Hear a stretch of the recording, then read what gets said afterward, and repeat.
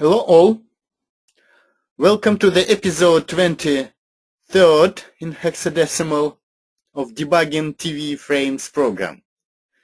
You can type your questions during this episode. If I can't answer particular questions now, I then post answers on the website debugging.tv.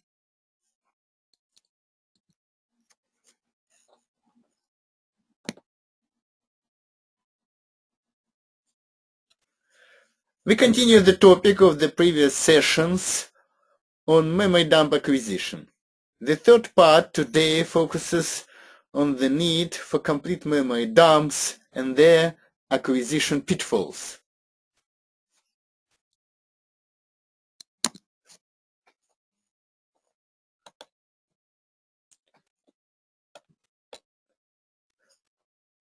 Why do we need complete memory dumps? Suppose we have a very slow or unresponsive system. When we look at a kernel dump, shown in red, we find an important up-A process which has a blocked thread waiting for a response from up-B process thread. Then we see that up-B thread is itself waiting for an important system service response. But why that service process is blocked and blocking other processes? We only see inter-process communication wait chains because they are implemented via kernel-level mechanisms. However, we can't see what's inside a process because it is not saved in kernel memory dump. That's why we need a complete memory dump here. After identifying an end process thread of the wait chain, we look inside that process space and discover a deadlock inside that process that resulted from, for example, ignored access violation exceptions.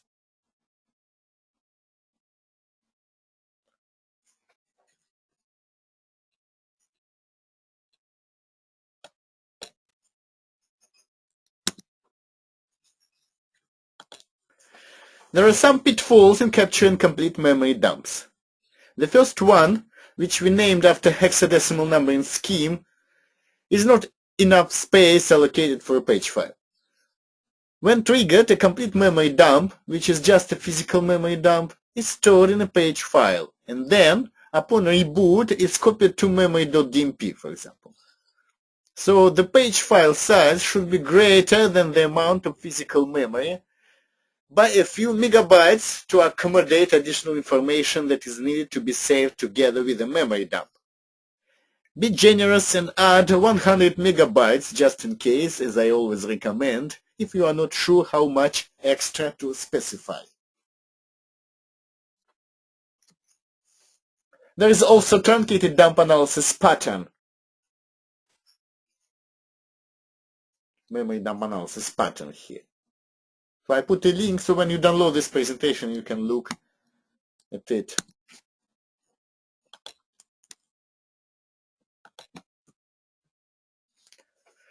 Second pitfall, after fresh Windows 7 installation, here I'm not sure about Windows 8, you might not see complete memory dump option in control panel. This can be easily corrected by adding a new key value in a registry. I have actually experiments, so I never generated a complete memory dump here on this machine. So that's Windows 7 machine. So I go to System and Security in Control Panel, and then System, and then Advanced System Settings, and here Startup and Recovery, and you see there are only small memory dump and kernel memory dump option. However, if we open a registry and put 1 for cache dump enabled, and then try again, we see complete memory dump immediately appears. Let me actually highlight this.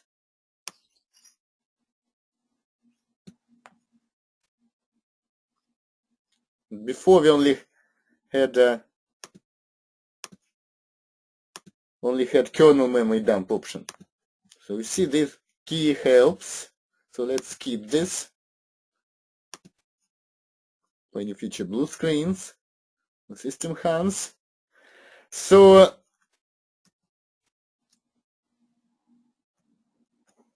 just to reiterate, system hang or slow system may not result from operating system itself, and could result from interprocess communication from completely different third-party programs and services.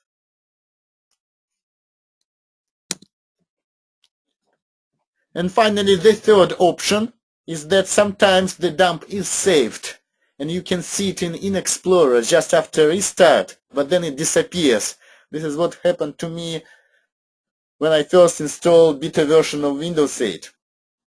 I rushed to create a complete memory dump, but it disappeared just before my eyes. So to prevent this, create another registry key. Here I'm grateful to Windows Error Reporting Services blog. So just add always keep memory dump equals 1. Let me add this key as well.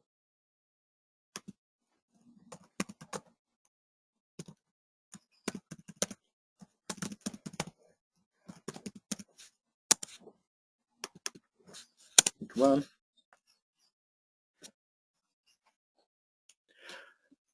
This is all for today's presentation.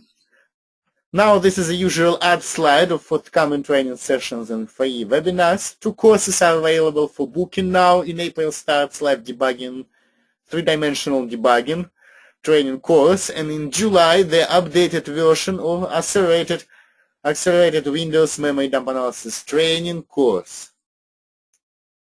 Also in summer we plan accelerated Windows network analysis training based on software tracing log analysis patterns and software narratology. There are a few webinars too. Later this month we introduce malware narratives, and more webinars are forthcoming.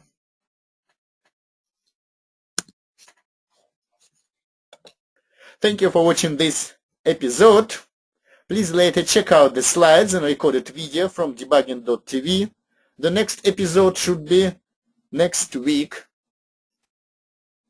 Thank you for attending. Bye-bye.